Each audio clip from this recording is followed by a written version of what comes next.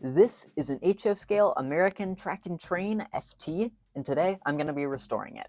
First, let me give this thing a test run. As you can see, it runs. However, it's a little bit louder than I would like it to be, so let's see if we can improve the noise level of this thing a little bit. Before we get to work, I wanted to do two things. First of which, I want to talk about the history behind this really oddly shaped locomotive, and then compare it to a regular FT. So this thing, as far as I'm aware, was produced by the manufacturer American Track and Trains and sold here. Supposedly, they began making these in like 1968, and they contracted AHM to make these models. So this does not actually sit on regular EMB trucks. I believe these are Fairbanks and Morse trucks or something like that. I believe it's the same ones that AHM used on the BL2. But this is a really weird looking locomotive. This one's missing its horns, and it's just really odd in general. I do want to put Katie's on this thing after we work on it, if at all possible. And before we get to work, I will compare it with my Bachmann FT, which I've got right here. I'll line these two things up, and you can kind of see the biggest difference is that the nose on this one is significantly shorter. Why they did this, I don't actually know. But overall, a lot of the details seem relatively the same.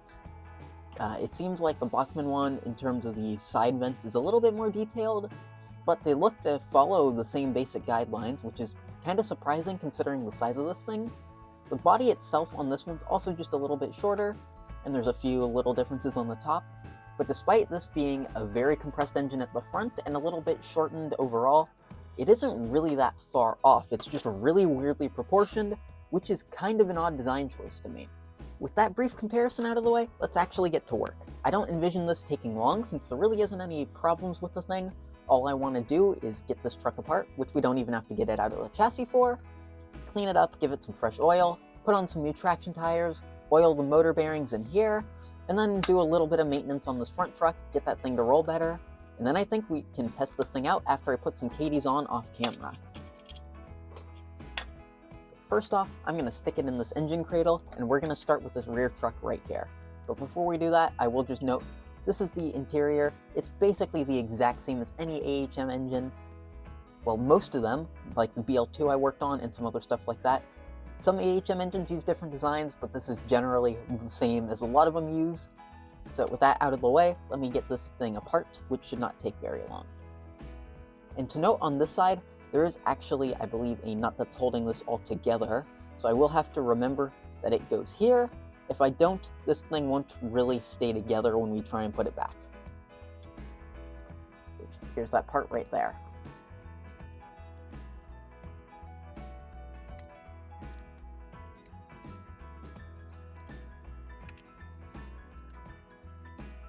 That doesn't look very great. Those parts are rather filthy.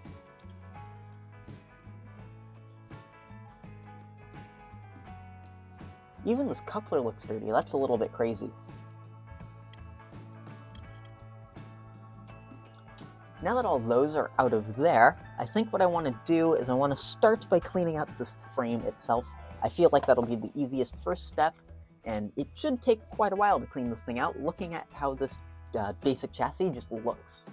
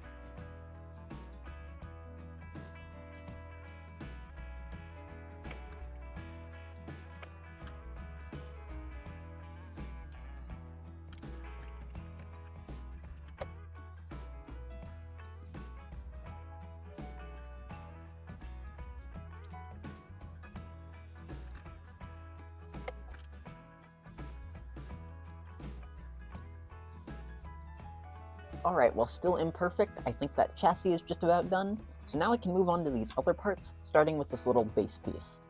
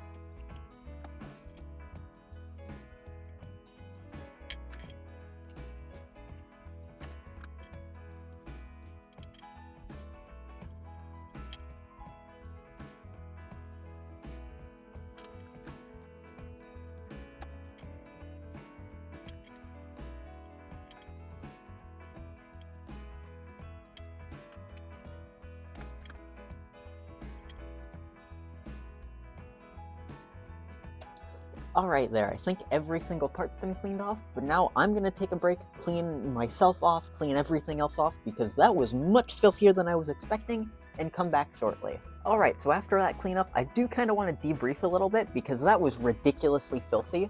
However, I did notice a few things. Despite what it looks like, this wheel still isn't perfect, but I don't believe any of these wheels actually make any use of traction tires. It's just dirt on this one.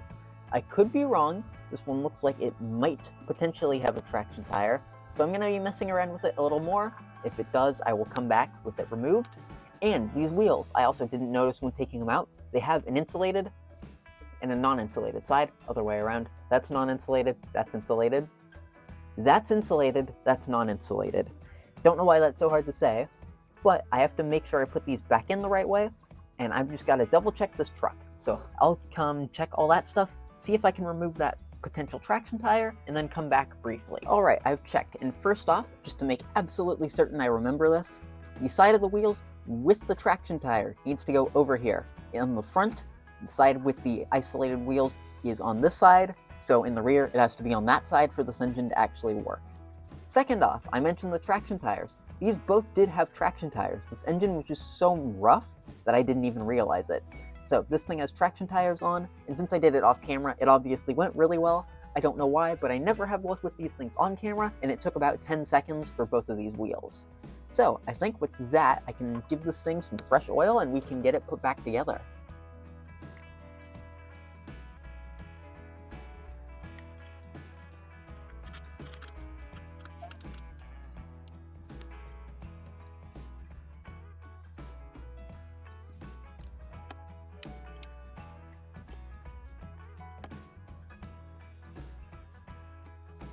I appear to be missing a gear, so I'm going to have to go hunt for one and then come back.